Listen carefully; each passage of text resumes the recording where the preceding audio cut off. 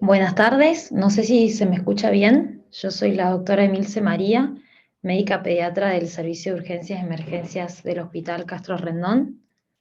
Em, Voy a empezar a compartir la presentación. Si no se ve bien o no se escucha, bueno, si me pueden avisar, gracias. Eh, Ahí estamos. Bueno, buenas tardes, como ya dije, soy Emilce María, médica pediatra del Servicio de Urgencias y Emergencias Pediátricas del Hospital Castro Rendón. El tema que me toca dar a mí es shock hipovolémico y deshidratación. Para empezar, vamos a arrancar con un caso clínico que es un motivo de consulta bastante frecuente en una guardia pediátrica. Se trata de un bebé de 14 meses de edad, previamente sano. La mamá refiere que hace 72 horas comienza con un cuadro de diarrea y vómitos. Tuvo fiebre las primeras 48 horas del cuadro. La mamá refiere notarlo un poco decaído, presentó 3 vómitos y más de 5 deposiciones que sobrepasan el pañal, sin sangre ni moco, y no sabe especificar si presentó diuresis o no. Cuando el paciente llega, se valora el triángulo de evaluación pediátrica, en el cual se encuentra alterado el lado de la apariencia, porque se encuentra un bebé que está decaído, y con el tema con respecto a la circulación cutánea, se observa una palidez generalizada. Entonces, como un diagnóstico fisiopatológico, al tener este TEP inestable con estos dos lados alterados, podemos hablar de un shock descompensado. Ingresa el paciente a sala de procedimientos, donde se coloca el monitor, se constata una frecuencia cardíaca de 180, una frecuencia respiratoria de 42, el paciente estaba normotérmico, una tensión arterial de 90-50, que es normal para la edad del paciente, una saturación de oxígeno de 99% y tenemos un peso del paciente de 13 kilos. Con respecto a la evaluación primaria, en el A y en el B tenemos una vía aérea estable, buena entrada de aire sin ruidos sobreagregados. En el C tenemos R1 y R2 normofonéticos, los pulsos centrales están positivos, los pulsos periféricos están positivos y débiles, un relleno capilar de 3 segundos, y bueno, y el paciente estaba taquicárdico. En el D tenemos un Glasgow máximo con un niño que aparenta estar decaído. En el E observamos las mucosas pálidas y pastosas. Los ruidos hidroaéreos se encuentran aumentados. El abdomen es blando, es por ahí difícil su valoración por el llanto del niño y no se observan lesiones en piel. Bueno, hasta acá tenemos un paciente de 14 meses con un triángulo de evaluación pediátrica inestable y un diagnóstico fisiopatológico de un shock descompensado. Vamos a dejar el caso clínico acá, empezamos con la parte teórica y después lo vamos a retomar más adelante.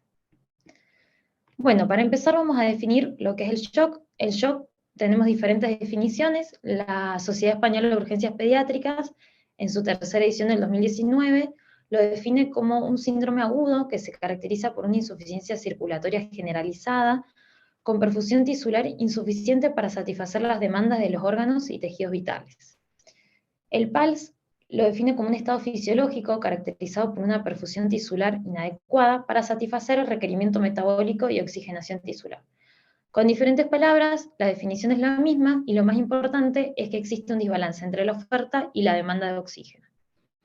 Entonces, el shock es un estado de falla energética, ¿sí? El organismo no llega a satisfacer las necesidades de los tejidos vitales. ¿Dónde estaría la falla? La falla puede estar en la bomba, que en esto tendríamos el tipo de shock cardiogénico u obstructivo. En el contenido, ¿sí? Dentro de este está el hipovolémico, que puede ser hemorrágico y no hemorrágico, o el continente, como el shock distributivo, que en este tenemos el ejemplo como el shock séptico y el anafiláctico. Hablando justamente de lo mismo, según la causa, tenemos hipovolémico, cardiogénico, distributivo y obstructivo, y otro tipo de clasificación del shock es según la gravedad. El compensado y el descompensado, que lo va a diferenciar es la tensión. En el primero está normotenso el paciente y en el segundo está descompensado. Y en el último caso, que es un shock irreversible, donde el riesgo de muerte es mayor. El relojito era porque es una situación clínica tiempo dependiente, que si no se diagnostica y no se actúa a tiempo, tiene un gran porcentaje de mortalidad.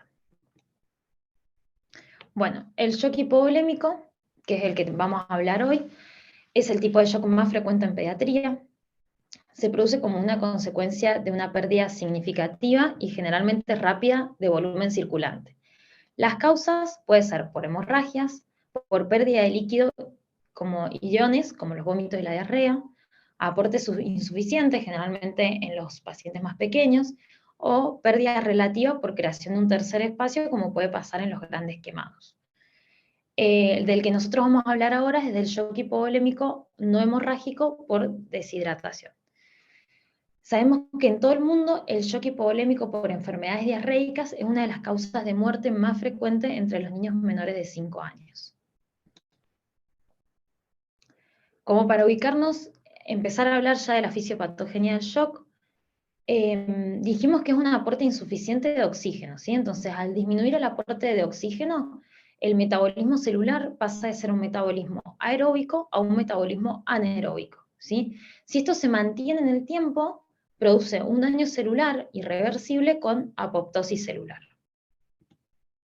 Entonces, ¿qué empieza a suceder en el cuerpo cuando el cuerpo se da cuenta que el oxígeno empieza a faltar este oxígeno en los tejidos vitales?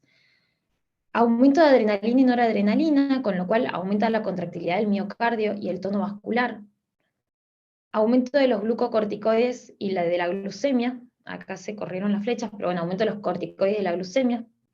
Se libera el péptido natriurético atrial, que actúa en el riñón ahorrando agua y sodio para aumentar el volumen intravascular. A la vez se activa el sistema renina-angiotensina-aldosterona, que también ayuda a la reabsorción de agua y con esto ayuda a la reabsorción de sodio, ¿sí? Esto es lo que empieza a pasar y es cuando el shock es compensado, que el síntoma principal es la taquicardia. Si esto se prolonga en el tiempo, que no se actúa, el shock pasa a ser descompensado y en esta etapa lo más importante son dos cosas. Hay un daño endotelial y un daño al miocardio, ¿sí? El daño endotelial produce liberación de radicales libres y con esto se altera la microvasculatura y empieza la disfunción miocárdica, ¿sí? El edema intersticial que se produce también dificulta más el pasaje de oxígeno y a la vez este daño endotelial predispone a la agregación plaquetaria, lo cual altera todavía más la microcirculación, sobre todo de los órganos blancos como miocardio, pulmón y riñón, ¿sí? Con un aporte insuficiente de oxígeno. Y en la última etapa del shock, que es el shock irreversible, ya existe un déficit de oxígeno incluso con aportes aumentados, el pronóstico es malo y las probabilidades de que desencadene un fallo multiorgánico irreversible son altas. Entonces, ya sabiendo un poco de la fisiopatogenia, podemos hablar de los signos y síntomas del shock. Como dijimos, la taquicardia es el primer signo de shock, entonces siempre en un paciente que esté sin fiebre y que esté tranquilo y que presente taquicardia, hay que plantearse el diagnóstico de shock. Los pulsos centrales débiles o normales, los pulsos periféricos pueden estar débiles o ausentes, el relleno capilar es mayor a 2 segundos, la piel se encuentra cianótica, pálida o sudorosa, alteración del estado de conciencia, primero el paciente puede estar irritable y después ya puede tender a la somnolencia y al sopor. Con respecto a la diuresis, porque hay hipoperfusión del riñón, se produce oliguria y luego anuria. Acidosis metabólica no sería un signo clínico, sino sería un signo de laboratorio, pero que nos lleva al síntoma de taquipnea sin tiraje y sin clínica de dificultad respiratoria. Y una tensión arterial que al principio va a estar normal y luego vamos a tener hipotensión. Bueno, acá traje estos cuadritos como para poder hablar de frecuencia cardíaca e hipotensión. La frecuencia cardíaca sabemos que depende según la edad. Este es un cuadrito del PALS como para tener a mano. Y con respecto a la hipotensión, hay una cuenta rápido y fácil por ahí de recordar. Tenemos en los pacientes menores de 28 días, en los neonatos, la hipotensión, siempre hablando de la tensión arterial sistólica, menor a 60 se considera hipotensión. En los menores de 1 año es menor a 70, de 1 a 10 años hacemos la cuenta de la edad en años por 2 más 70, si nos da menos de ese valor, estamos en presencia de hipotensión, y en los niños mayores de 10 años es menor a 90, para hablar de hipotensión.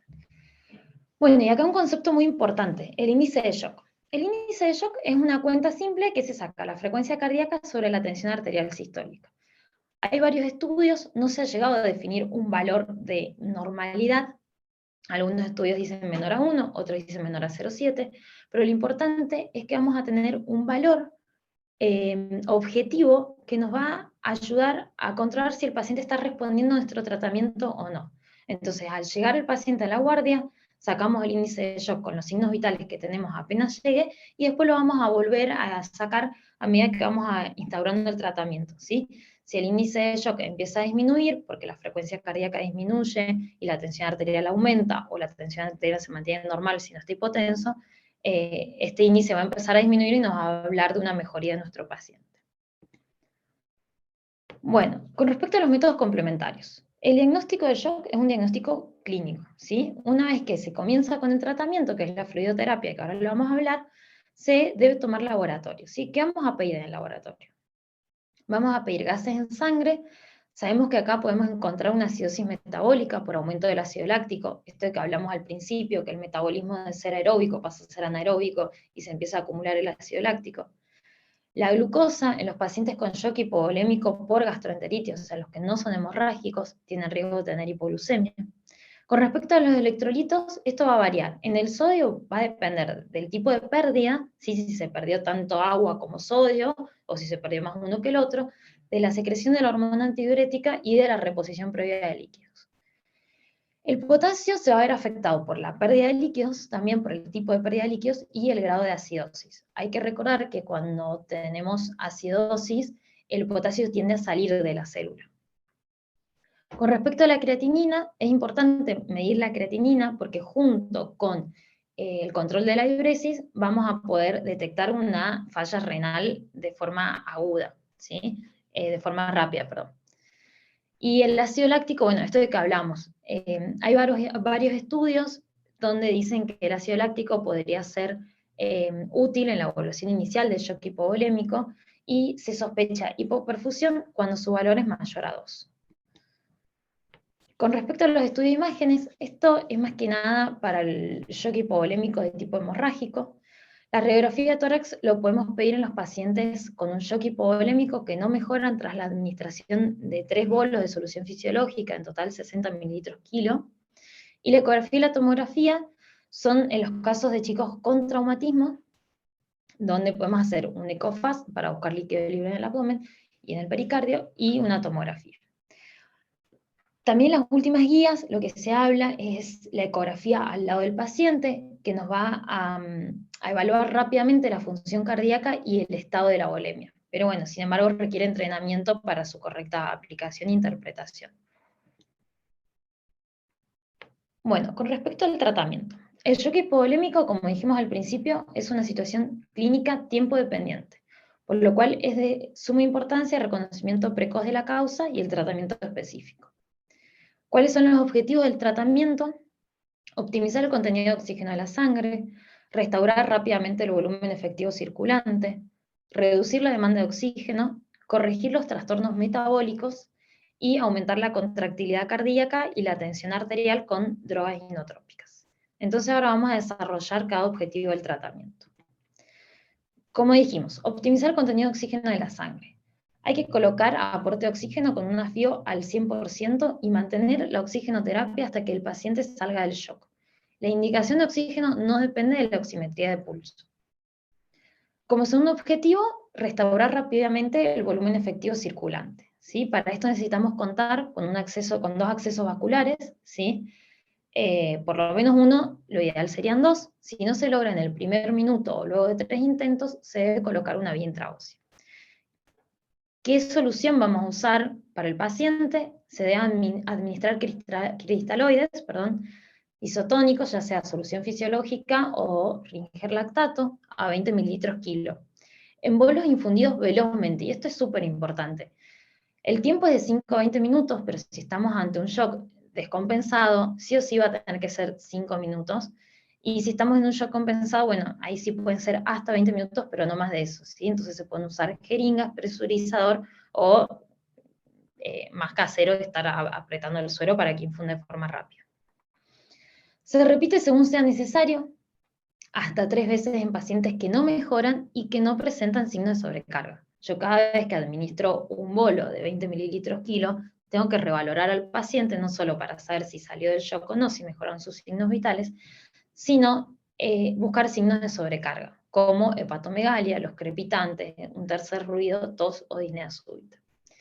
Ahora, hay que tener Cuidado y precaución en pacientes cardiópatas, desnutridos crónicos, pacientes oncológicos con tratamiento de antraciclinas o antecedentes de miocarditis, donde la infusión va a ser a 10 mililitros kilos y en 20 minutos. El tercer objetivo, dijimos, es reducir la demanda de oxígeno. Si el paciente se encuentra con fiebre, dolor o ansiedad, tenemos que intentar solucionar o mejorar estas situaciones para que esto no aumente el trabajo respiratorio. Corregir los trastornos metabólicos si hay alguno, como hipoglucemia, hipocalcemia, hipercalemia. Y por último, dijimos, si hay un paciente que no responde a los bolos de solución fisiológica, o sea, al volumen, hay que intentar aumentar la contractilidad y la tensión arterial con las drogas inotrópicas.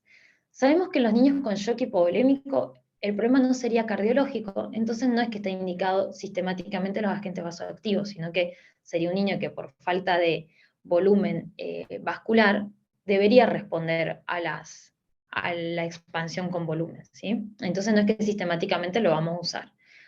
Pero cuando tenemos casos de shock refractario a líquidos, que se llama cuando ya se pasó 3 expansiones y el paciente no está saliendo de shock, se debe iniciar de forma precoz, lo ideal en la primera hora, la administración de inotrópicos. Hay que saber que se pueden iniciar por acceso vascular periférico, no hay que perder tiempo en hacer una vía central. Lo que sí se puede diluir al doble cuando lo vamos a usar por vía periférica para evitar las reacciones adversas. ¿Qué vamos a usar? Vamos a usar adrenalina, la dosis es 0,05 a 0,3 microgramos kilo minuto.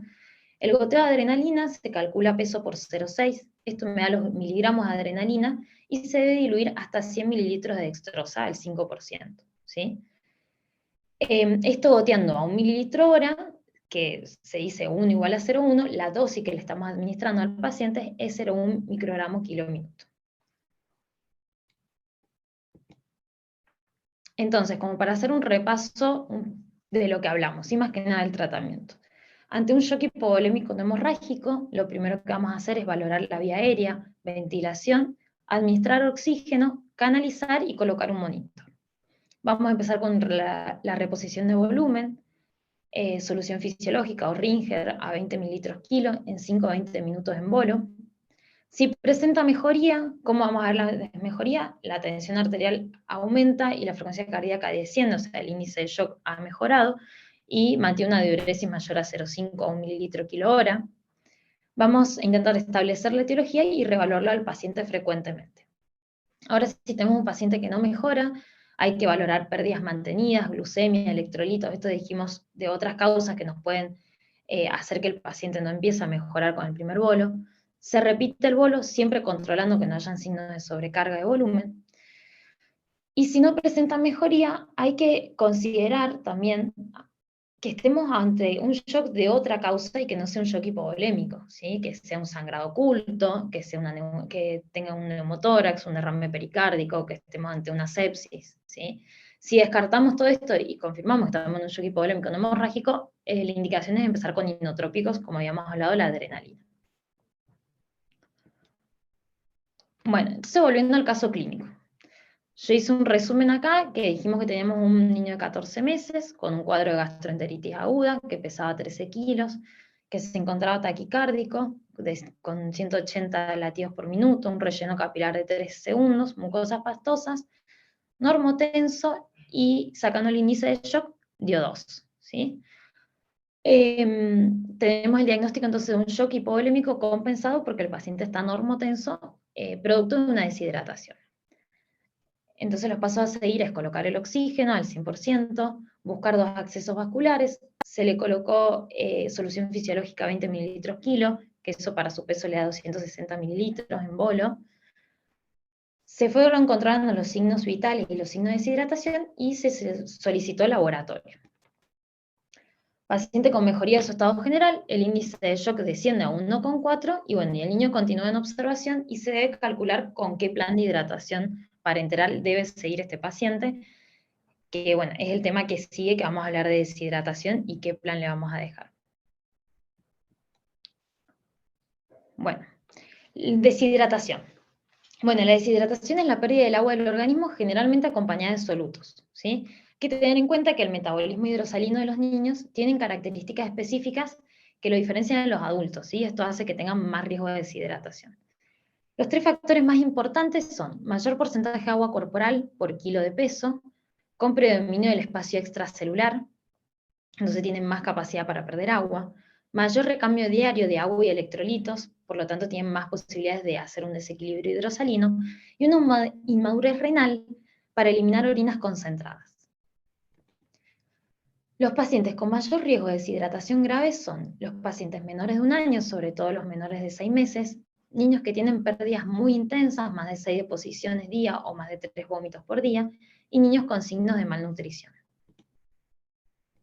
Con respecto a la etiología, la causa más frecuente de deshidratación es la gastroenteritis aguda. Otras causas pueden ser enfermedades que cursan con vómitos persistentes, como infecciones graves, obstrucción intestinal, o procesos intestinales crónicos que pueden presentar episodios agudos de diarrea, como una enfermedad inflamatoria intestinal o los síndromes malabsortivos, o cuadros que cursan con vómitos o disminución en la ingesta de líquido, como las endocrinopatías, como una cetoacidosis diabética, y enfermedades renales como una diabetes insípida. Bueno, la deshidratación la podemos clasificar según los grados de natremia o según el grado de deshidratación, ¿sí? Tenemos el tipo de deshidratación hiponatrémica, donde el sodio es menor a 30, es decir, que se perdió más sodio que agua. Esto representa el 10% de las gastroenteritis, el 10% de las deshidrataciones. La causa más frecuente son gastroenteritis asociadas a pérdidas importantes de sales y algunos tipos de insuficiencia suprarrenal. El tipo de deshidratación isonatrémica, donde el sodio está dentro de valores normales, se pierde tanto agua como sodio, esta es la más frecuente, representa el 65%, y la causa principal es la gastroenteritis. Y por último, la deshidratación hipernatrémica, donde tenemos el sodio mayor a 150, se perdió más agua que sodio, representa el 25% de las deshidrataciones, y ocurre principalmente cuando existe una disminución de la ingestión de líquidos o cuando se aportan soluciones con concentraciones de sodio elevadas. La clasificación de la deshidratación según el volumen perdido la vamos a clasificar en leve, moderada, grave, con un porcentaje de pérdida del peso en leves del 5%, en moderadas del 5 al 10 y en graves mayor al 10%. Eso sería en porcentaje, y al lado tenemos en mililitro kilo. Hay que tener en cuenta que en los niños mayores de 35 kilos los porcentajes varían un poco y son menores, ¿sí? Que es el cuadrito de la derecha, donde la deshidratación leve es del 3, moderada del 5 al 7 y la grave mayor al 7%. Bueno, el diagnóstico. El diagnóstico es clínico, ¿sí? En la anamnesis es importante recabar el tiempo de evolución del cuadro, el tipo y el volumen de las pérdidas producidas, el grado de diuresis y la existencia de otros signos asociados como fiebre, sudoración o sed. En la exploración física deben tomarse el peso, temperatura, frecuencia cardíaca, frecuencia respiratoria y tensión arterial. La pérdida de peso es el dato más importante para estimar el grado de deshidratación, aunque no siempre lo tenemos, no tenemos siempre ese dato, pero bueno, si está, es muy importante. Y es importante realizar el diagnóstico etiológico para tratar la causa de base. Bueno, estos son los signos y síntomas de los pacientes, y abajo está relacionado con el grado de deshidratación. Esto que decíamos, nosotros podemos hablar de grado de deshidratación, porcentaje de pérdida de peso, cuando tenemos el peso previo que sea confiable. A ver, peso confiable es tomado por un agente de salud, que la mamá nos diga que 10 días previo fue al centro de salud y le constataron tal peso y bueno, y ahora perdió tantos gramos.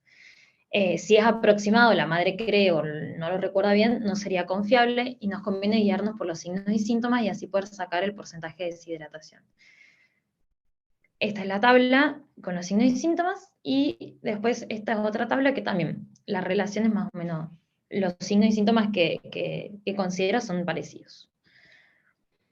Después está la escala de Gorelick, que esto le da un puntaje, ¿sí? A ojos hundidos, mucosa seca, ausencia de lágrimas, bueno, todo lo que está enumerado acá, y si tenemos 3 puntos, menor a 3 puntos es leve, entre 3 a 5 puntos es moderada, y 6 a 10 puntos es una deshidratación grave, ¿sí? Son como dos formas de calcular el porcentaje de deshidratación. Hay que tener en cuenta que ningún signo clínico de forma aislada tiene suficiente sensibilidad y especificidad para el grado de deshidratación, por eso las tablas consideran varias cosas. En una revisión sistemática, en el 2004, los autores encontraron que 3 signos con mayor sensibilidad y especificidad para detectar una deshidratación del 5% o superior, o sea que es moderada o grave, fueron el relleno capilar prolongado, la disminución de la elasticidad de la piel y la alteración en el patrón respiratorio. Por otra parte, el buen estado general, la ausencia de mucosas secas y la ausencia de oftalmos se asociaban a una deshidratación menor del 5%. La ausencia de lágrimas y taquicardia, signos muy usados en la guardia, resultan de baja utilidad clínica en la evaluación y clasificación del grado de deshidratación. Entonces, siguiendo con el diagnóstico, no deben realizarse métodos complementarios de forma rutinaria, cuando sí estarían indicados en los pacientes con deshidrataciones graves o en los pacientes con deshidrataciones moderadas que vamos a colocar una terapia de rehidratación endovenosa, ¿sí? O pacientes que tenemos una deshidratación con sospecha de una deshidratación hipernatrémica, lo vamos a sospechar cuando el paciente tiene signos neurológicos principalmente, sospecha de ingesta de tóxicos, la falta de correlación entre lo que refieren los papás de cuántas pérdidas tuvo y el grado de deshidratación que se objetiva en el niño, o cuando se sospecha que el paciente está cursando un síndrome urémico hemolítico. Las determinaciones de laboratorio más importantes en plasma son hemograma, pH, el estado ácido-base, ionograma, osmolaridad, glucosa y la función renal. Y en orina, la densidad, la osmolaridad, el pH y los cuerpos cetónicos.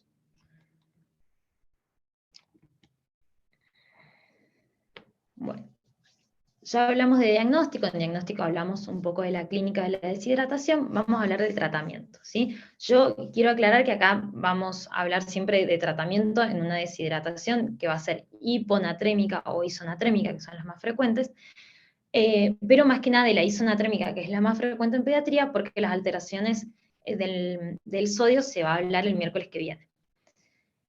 Siempre que sea posible en los pacientes estables con deshidratación leve o moderada, se debe intentar la rehidratación por vía oral o enteral. Es efectiva en más del 90% de los casos.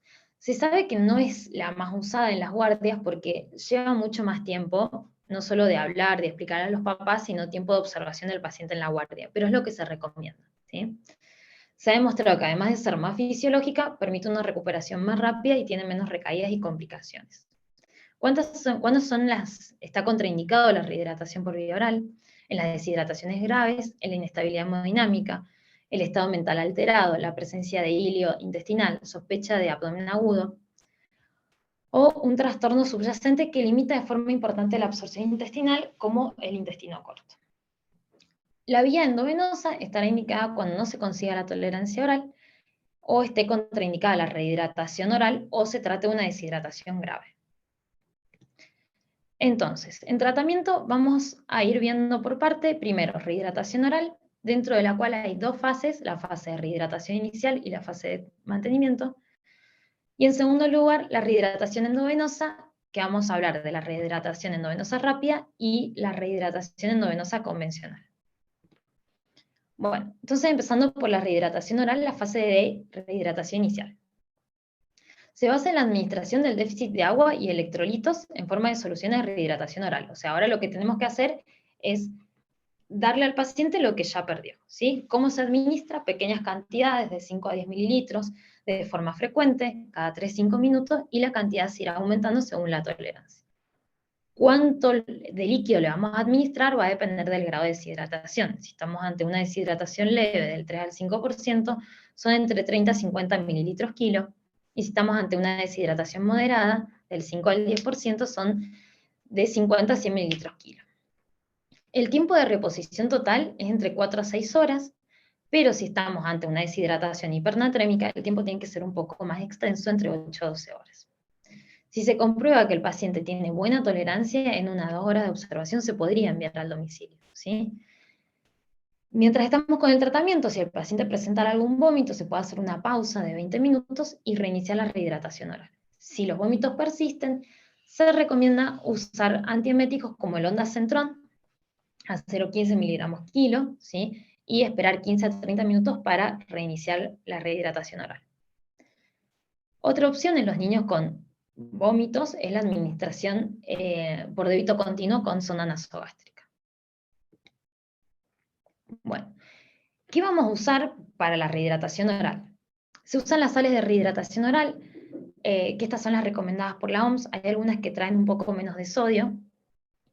Lo importante es poder usar las sales que tengamos en el hospital, porque la administración de otros tipos de líquidos, como té, jugo, frutas gaseosas, tienen concentraciones más bajas de sodio, lo que hace que el agua siga saliendo de la célula, y alto contenido de sodio, alto contenido, perdón, de glucosa.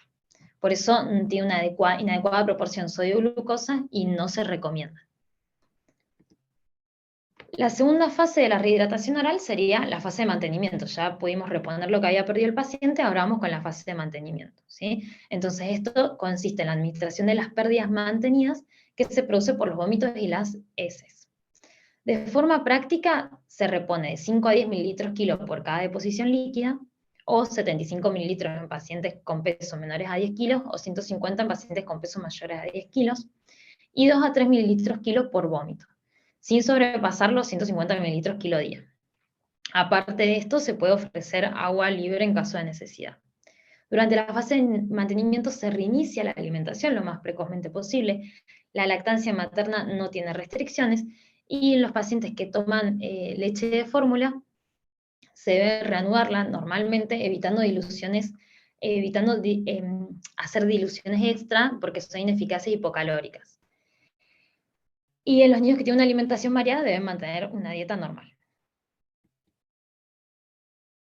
Bueno, ahora siguiendo a la segunda opción, en los pacientes que tienen contraindicada la rehidratación oral, vamos a usar la rehidratación endovenosa rápida, ¿sí? La rehidratación, perdón, ahí está. Para la rehidratación endovenosa rápida podemos utilizar la solución 90 o solución polielectrolítica, que la composición es la que sale en el cuadrito de la derecha en rojo, o solución fisiológica, ¿sí? Esto se infunde a un ritmo de 25 mililitros kilo hora, corrige el 2.5% de deshidratación por hora si no hay pérdidas concurrentes. ¿Cuáles son las ventajas de la rehidratación endovenosa? Que no requiere calcular el porcentaje de deshidratación, que no requiere cambiar la solución y el tipo de infusión durante la rehidratación, reduce el tiempo para lograr la normohidratación y permite realimentar al paciente rápidamente. ¿Cuándo está contraindicado este tipo de rehidratación? Cuando hay inestabilidad hemodinámica en menores de 6 meses, alteraciones hidroelectrolíticas severas o enfermedad sistémica que afecte la regulación hemodinámica, como una cardiopatía o una nefropatía, ¿sí? La rehidratación endovenosa rápida es la forma de rehidratación endovenosa de elección para todos los pacientes deshidratados que no lo podemos hidratar por vía oral y no tiene una contraindicación formal para recibir este tipo de rehidratación endovenosa. Ahora vamos a pasar al segundo punto de la hidratación endovenosa, que es el plan de hidratación convencional, ¿sí? Entonces, en los casos de que esté contraindicada la rehidratación endovenosa, vamos con el plan convencional. ¿En qué se basa esto? Se basa en el cálculo de las necesidades basales, el déficit previo y las pérdidas concurrentes. El cálculo de las necesidades basales en lactantes y niños menores de 3 meses, ¿sí? Lo hacemos utilizando el cuadrito, la fórmula de Holiday-Seger, donde tenemos peso menos de 10 kilos, 100 mililitros kilo día, entre 11 a 20 mililitros más 50 por kilo que pase de los 10 kilos, y mayores a 20 kilos, 1500 mililitros más 20 mililitros kilo por cada kilo por encima de los 20. Si el paciente tiene un peso mayor a 30 kilos, se recomienda usar la fórmula de superficie corporal, que se calcula 1500 mililitros metro cuadrado día, y ahí está la fórmula de superficie corporal como recordatorio. Entonces, con esto ya calculamos las necesidades basales. Ahora vamos a calcular el déficit previo. Como hablamos, el déficit previo hay que contar con un peso previo confiable. El déficit previo se calcula con el peso previo menos el peso actual. Y el porcentaje de deshidratación lo calculamos con el peso previo menos el peso actual sobre el peso previo por 100. Teniendo así el porcentaje de deshidratación, abajo tenemos una tabla donde con el porcentaje de deshidratación vamos a saber cuántos mililitros kilo de líquido aportar, ¿sí? Yo abajo puse un ejemplo como cortito: bebé de 10 meses con gastroenteritis, presenta peso de hace 10 días de 10 kilos 500, hoy pesa 9 kilos 800. La diferencia es 700 gramos, y después que hacemos la cuenta del porcentaje de deshidratación, sabemos que representa el 6.6% del peso, por lo cual hay que reponer 60 mililitros kilo. Ahora, si no tenemos el... Perdón. No, recordar que si la deshidratación es hipernatrémica, el tiempo de reposición del déficit previo debe ser de 48 a 72 horas. Como dije, yo voy a hablar más que nada de la isonatrémica, por eso es como más general, que es la más frecuente en pediatría, y el déficit previo se repone en 24 horas. Ahora, si no se cuenta con el peso previo, el cálculo se realiza según la tabla de signos y síntomas. Es lo que hablábamos antes, ¿sí? Vamos viendo qué signos y síntomas presenta el paciente y ahí lo vamos a encasillar si es una deshidratación leve, moderada o grave para poder hacer el cálculo. Bueno, y ahora nos quedaría calcular el tema de las pérdidas concurrentes. Las pérdidas concurrentes por gastroenteritis se dividen en leve, moderada y grave según la cantidad de deposiciones y en base a eso se va a aportar 20 mililitros, 40 o 60 mililitros kilo día, ¿sí? Se repone en 24 horas y se debe recalcular cada 4 a 6 horas a ver si el paciente presenta más o menos pérdidas para cambiar la infusión, el ritmo en realidad de la infusión. Bueno, ahora vamos a hacer un ejemplo como para saber cómo armamos el plan, ¿sí? Tenemos entonces este bebé de 10 meses, cuya madre consulta por diarrea y vómito de 24 horas de evolución, está febril, algo irritable, rosado con pulsos periféricos positivos, una frecuencia cardíaca de 150, una frecuencia respiratoria de 40, relleno capilar de 2 segundos. Las mucosas están semihúmedas, ligeramente endostálmico, con fontanela anterior deprimida y pliegue cutáneo. Yo acá volví a poner el mismo peso que había puesto en la diapositiva anterior, tiene un peso de 9 kilos 800, la mamá refiere que tuvo control de niño sano hace 10 días y pesaba 10 kilos 500. Le cambió 6 pañales en el día, todos con deposiciones líquidas, pero que no desbordan el pañal, y le cambió un pañal con orina. Si nosotros no tuviéramos el dato del peso, tendríamos que volver a la tabla anterior, donde tenemos los signos y síntomas de deshidratación, y con los datos que tenemos acá del paciente calcularlo. Yo, para no hacerlo muy largo, directamente puse el peso. Bueno, entonces, ¿cómo armamos el plan? Tenemos que calcular las necesidades basales, ¿sí? Es un paciente que pesa menos de 30 kilos, así que lo vamos a hacer con la fórmula de 100 mililitros por kilo, que esto nos da un total de 980 mililitros en 24 horas. Tenemos peso, así que podemos calcular que el déficit previo son 700 gramos y el porcentaje de deshidratación es 6,6%, o sea que le correspondería 60 mililitros por kilo, que nos da un total de 588 mililitros. Y las pérdidas concurrentes tienen pérdidas a moderadas, que nos da 40 mililitros por kilo, esto nos da un total de 392 mililitros, ¿sí? Todo esto, como dijimos, lo vamos a reponer en 24 horas. Hay que tener en cuenta que el déficit previo, si estamos sospechando una deshidratación hipernatrémica, el déficit previo se calcula se repone en 48 a 72 horas, y las pérdidas concurrentes se recalculan cada 4 a 6 horas para ver si el paciente presenta más o menos pérdidas y necesita mayor o menor volumen. Entonces sumamos todos estos números, 980 milímetros, el déficit previo más las pérdidas concurrentes, y nos da un plan de hidratación en total de 1960 mililitros en 24 horas. Ahora, ¿qué plan usamos? ¿Sí? El plan de hidratación parenteral, yo ahí abajo puse 140-20, 81 mililitros hora. 140-20 significa que tenemos 140 miliequivalentes de sodio en un litro de agua y 20 miliequivalentes de potasio en un litro de agua. ¿De dónde sale esto? Bueno, hay diferentes estudios que sugieren concentraciones de sodio muy distintas entre 60 y 140. Esto depende de cada institución. Nosotros en el hospital usamos 140. Y con respecto al potasio, si se sospecha fallo renal, no hay que ponerle potasio al plan hasta que no se constate diuresis, ¿sí? O tener un resultado de potasio normal o un electrocardiograma normal, ¿sí?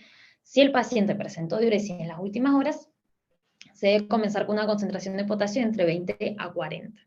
También las alteraciones del potasio se va a hablar en otra clase más adelante, por eso es como medio nombrar breve. Y con respecto a la glucosa, se utiliza dextrosa al 5%. Entonces, de acá tenemos que el plan de 1960 mililitros, nosotros esto, las enfermeras, nosotros le indicamos 140-20 y ya saben cómo armarlo, ¿sí? Pero bueno, en el caso que no se sepa cómo armarlo, es calcular, es todo regla de 3, ¿sí?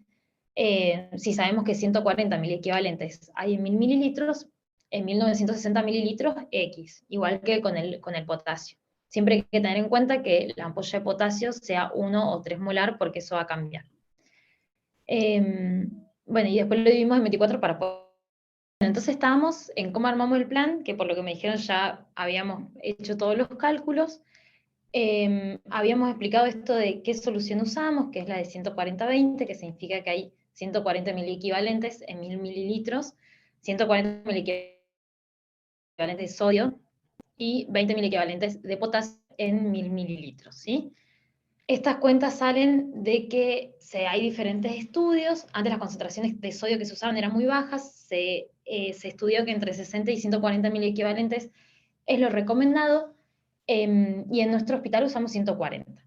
Con respecto al potasio, si sospechamos una falla renal aguda, no se debe indicar potasio hasta constatar diuresis o tener resultado de calemia o un electrocardiograma normal. Ahora, si el paciente presentó diuresis en las últimas horas, se puede empezar con una concentración de potasio entre 20 a 40 miliequivalentes litro.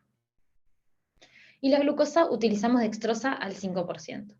Yo acá creo que recién se llegó a escuchar esto de qué significa 140, 20 y cómo se calcula. La verdad que escribí el ejemplo ya con los cálculos solucionados. Si después hay dudas de cómo se arma el plan, lo desarrollamos, pero me parece que por ahí era muy largo y no sé si era el objetivo de la clase. ¿Sí? Nosotros en nuestro hospital, los enfermeros ya saben armar el plan, indicamos 140-20 y ellos hacen los cálculos. ¿Sí? Y bueno, indicamos los mililitros hora con el plan final. Por último, estamos hablando de qué controles le vamos a hacer a nuestros pacientes. Tenemos controles clínicos y controles de laboratorio. Los controles clínicos es controles de signos vitales cada 2 horas, los controles de signos de deshidratación cada 2 a 4 horas, el peso, el balance de ingresos y egresos, constatar que tenga diuresis y tener una densidad urinaria por lo menos cada 4 horas. Control de las pérdidas concurrentes, esto de que hablamos, cada 4 a 6 horas, para ver si es necesario ajustar el ritmo del plan de hidratación. Y el laboratorio, al comenzar la hidratación, le vamos a pedir ionograma, estado ácido-base, función renal, y si sospecha un síndrome urémico, vamos a agregar un hemograma con frotis. Si el paciente ingresa en shock, el laboratorio se hace luego de la expansión. Y durante la hidratación, si en el laboratorio de inicio presentaba normalidades electrolíticas o del estado ácido-base, se sugiere controlar cada 4 a 8 horas y reevaluar. Y al final de la hidratación, lo vamos a pedir como control solo si hubo alguna anormalidad inicial o las pérdidas fueron muy importantes, volvemos a pedir un ionograma, urea y un estado ácido-base.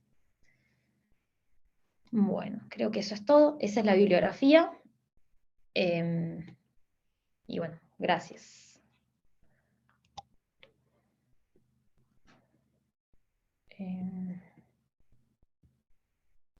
No sé si hay preguntas. Hola, Emi. Sí, hay varias preguntas que te voy a ir leyendo, si te parece.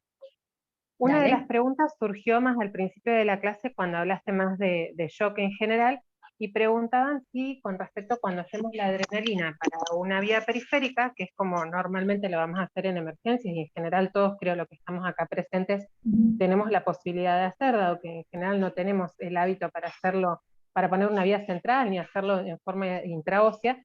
Entonces preguntaban si la cuenta de la adrenalina podía mantenerse a 0,6 por el peso, que es un estándar eso, y eso nos va a dar los miligramos de administración de adrenalina, pero si el volumen eran 100 mililitros, o cómo se hacía, o cómo se tenía que diluir para poder pasarlo por la vena, por una periférica.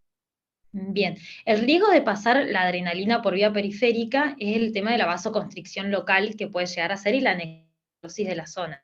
¿Sí? Entonces, para evitar esta reacción adversa, se puede diluir al doble. En vez de diluirlo en 100 mililitros, lo podemos diluir en 200. ¿Sí? Hay que tener en cuenta que acá el cálculo va a ser diferente. En vez de que 1 es igual a 0,1, cuando goteamos a 1 mililitro hora, va a ser 1 igual a 0,05. ¿Sí? O sea, va a ser la mitad. ¿Sí? Entonces también el tema del peso del paciente, si son bebés muy pequeños, no le vamos a poner 2 mililitros hora, le podemos poner, perdón, cuando son bebés muy pequeños hay que tener en cuenta en cuánto lo vamos a diluir para no encharcar al paciente. Pero sí, una opción como rápida en la urgencia es diluirlo al doble para evitar la vasoconstricción local. No sé si responde a la pregunta. De hecho, cuando se me cortó, perdí quién había consultado eso, pero bueno, por ahí sí puede responder. Para que sepan eso, en líneas generales es importante el uso de la adrenalina, no tenerle miedo, pero poder pasarla en forma adecuada. Ah, Carmen, ahí dice sí, se entendió. Perfecto. Entonces seguimos usando el 0,6, que es un estándar por el peso, y en vez de diluirlo en 100, lo hacemos en el doble de lo que habitualmente lo haríamos. Bueno, perfecto. Después hay varias preguntas, de hecho, varias personas. Carmen, después Ariel también preguntaron acerca de qué pensábamos sobre los antieméticos y si solíamos usar algo que no sea ondansetron.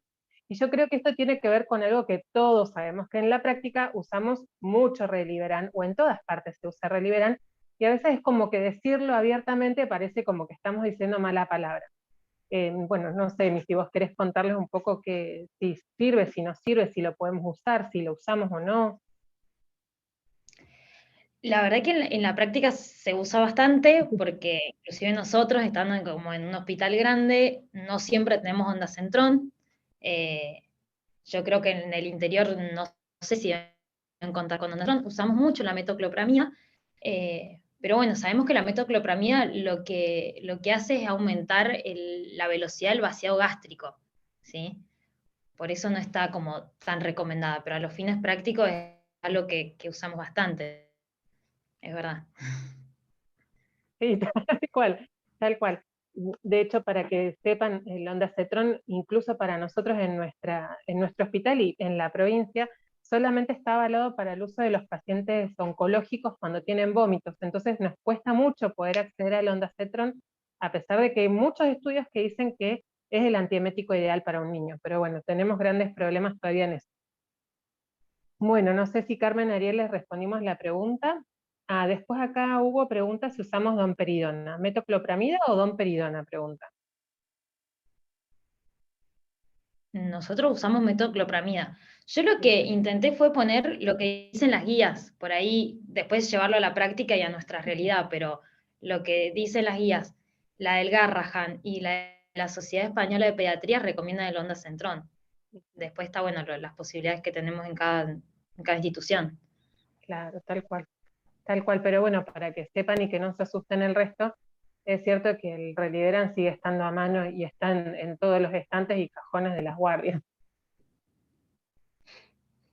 Después acá Angie pregunta algo acerca del plan. Yo creo que, no sé Angie de dónde sos, de qué hospital sos o cuál es el rol que cumplís, pero pregunta si por ejemplo se podría hacer una hidratación en un paciente. Acá pone una palabra que nosotros no solemos usar, pero creo que quiere expresar, dice, con un suero glucofisiológico a 0,45. Creo que en la práctica muchas veces los adultos hacen en un Baxter mitad un dextrosado, mitad una solución fisiológica, que por ahí nosotros lo vemos que lo hacen los chicos de adultos, nosotros en general no lo hacemos. Bueno, y no sé si querés contar un poco por qué, o en general es lo que contó Emi. Bueno, te doy el espacio.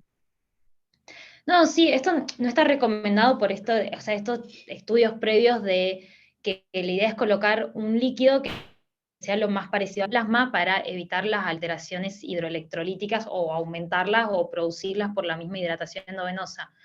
Por eso es que como primera opción es la hidratación enteral, porque es la más fisiológica, pero si lo vamos a canalizar al paciente por las indicaciones que ya hablamos, intentamos usar en la rehidratación endovenosa rápida o la solución fisiológica al 0,9%, o la solución polielectrolítica. Exacto. Bueno, después acá consultan si podemos clarificar otra vez el plan. Si te parece, Emi, creo que da para que lo chequen en la clase o en la información complementaria que tengan. Sí, yo por ahí veo que también alguien como que, no, o sea, le hubiera gustado, a Claudia Rodríguez le hubiera gustado también que se explique en detalle el plan. Me pareció que eran muchos cálculos matemáticos que capaz que nos íbamos a ir del tema principal, pero bueno, lo puedo subir al Drive como todo el cálculo de cómo hacerlo, o no sé, os lo explico ahora como vos prefieras. Tenemos 10 minutos, como vos quieras, como te sientas más cómoda. Bueno, el plan de hidratación, esto que yo expliqué, la cantidad de sodio que se usa, yo voy a explicar con la cantidad de sodio que estamos acostumbrados a usar en el hospital, que es 140 mil equivalentes, ¿sí? ¿Qué significa? 140 mil, cuando nosotros decimos el plan 140-20, 140 mil equivalentes de cloruro de sodio al 3%, ¿sí? Que es como vienen las ampollas. Esto quiere decir que en 1000 mililitros hay 140 mil equivalentes de cloruro de sodio al 3%, ¿sí? Entonces después vamos a hacer la regla de 3, depende del plan que nos dé el paciente. No sé si, vuelvo a compartir, igual no sé si va a servir mucho, pero en el ejemplo que yo había puesto, nos daba un total de 1960 mililitros, ¿sí? Entonces, vamos a empezar calculando el sodio. Si 140 miliequivalentes es 1000 mililitros, 1960 sería X, ¿sí? Hacemos regla de 3. Esta regla de 3, voy a sacar la calculadora porque no me da. Todos usamos la calculadora para todo. Entonces, claro, entonces hacemos 1000 mililitros de 140 miliequivalentes, 1960 es X, entonces sería 1960 por 140 sobre 1000, nos da un total de 274 miliequivalentes. Estos miliequivalentes hay que pasarlo en mililitros. Eso se hace una división en 3.4 porque sabemos que sí, en 3.4, que había puesto 3, ahí está. En 3.4 porque es como viene la presentación de la ampolla, ¿sí? Sabemos que un miliequivalente de sodio es 3.4 mililitros. Entonces, ahí dividimos en 3.4 y nos da 80 mililitros de cloruro de sodio al 20%, que es lo que tenemos escrito ahí. Ahora, para calcular el potasio, si le vamos a poner 20 miliequivalentes de potasio, significa que en 1000 mililitros hay 20 miliequivalentes de potasio. Es decir, que 1960 mililitros va a ser X. Entonces hacemos la misma cuenta. 1960 por 20 dividido 1000 me da, no, a ver, lo he hecho mal. 1960 por 20 dividido 1000, ahí está. Son 39.2 mililitros. Esto directamente no hay que dividirlo, que es lo que dije, porque el potasio que tenemos en los es un molar. ¿Qué quiere decir? Que un molar es igual, o sea, un mil equivalente es igual a un mililitro. Hay otra presentación del potasio que es 3 molar. En el caso que en la guardia ustedes tengan 3 molar, el total, este 39.2, habría que dividirlo en 3. Entonces, ¿yo qué hice? El cloruro de sodio me da 80 mililitros. El potasio molar me da 40 mililitros. Eso se lo resto a 1960, me da 1840, y eso lo voy a poner con dextrosa al 5%. Si no, a 1960 se le suma 80 y se le suma 40, tampoco es que es mucho el volumen, pero bueno, generalmente lo que se hace se descuenta del plan total, el volumen. 1960 dividido en 24 nos da el ritmo de 81 mililitros hora. No lo quise escribir porque me parecía que era como tantas cuentas y tan hablado que no sé si se iba a lograr entender. Si no se entiende, lo puedo hacer algún algoritmo en el Drive que capaz que viéndolo es más fácil que escuchando las cuentas. Y de todas formas, mira, ahí Juan en el chat, Juan Escobar es uno de los enfermeros de nuestro servicio. Y ahí puso el machetito, porque es verdad, muchas veces necesitamos como machetes simples. Ahí Juan les puso cómo se prepararía un Baxter si queremos hacer la solución que nos está indicando la doc, que es este 140-20. Fíjense que ahí Juan les pasó el machetito que nosotros tenemos, y eso sería como la preparación estándar de ese tipo de solución que nos está explicando Emi. Después, obviamente, tienen que sacar el volumen de cómo van a pasar este Baxter, si lo van a pasar en 1 hora, en 2 horas, en 10 minutos, en 20, etc. Y para eso necesitan sí o sí hacer parte de las cuentas que les dijo la doc.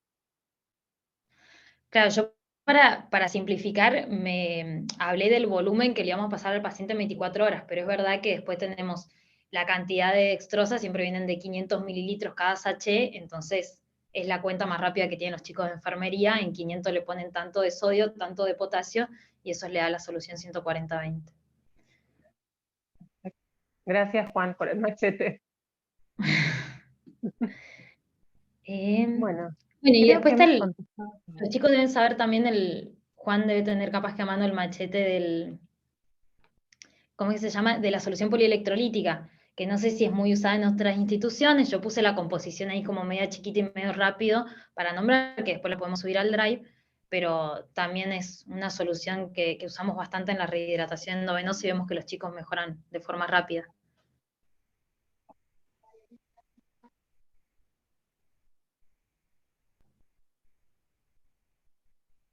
Ah, perfecto. Ahí respondió que había entendido. Perfecto. Sí, sabemos que es como uno de los temas que son complicados, son complicados de entender, y muchas veces tiene que ver con mucha práctica, pero por lo menos que se lleven. Cómo definir una deshidratación, usen la escala de Gorley, que es una escala simple, rápida, a diferencia de la escala de la OMS, y está muy bien validada para la emergencia en los niños. sepan que cuando es una deshidratación importante, como nos dijo Emi, hay que hacer rehidrataciones rápidas, no les tengan miedo, expandan a los pacientes que correspondan expandir.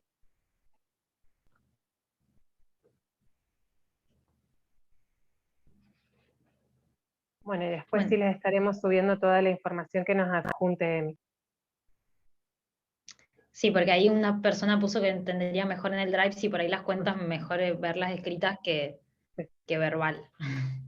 Perfecto. Bueno, si no hay más preguntas, ya estamos en horario.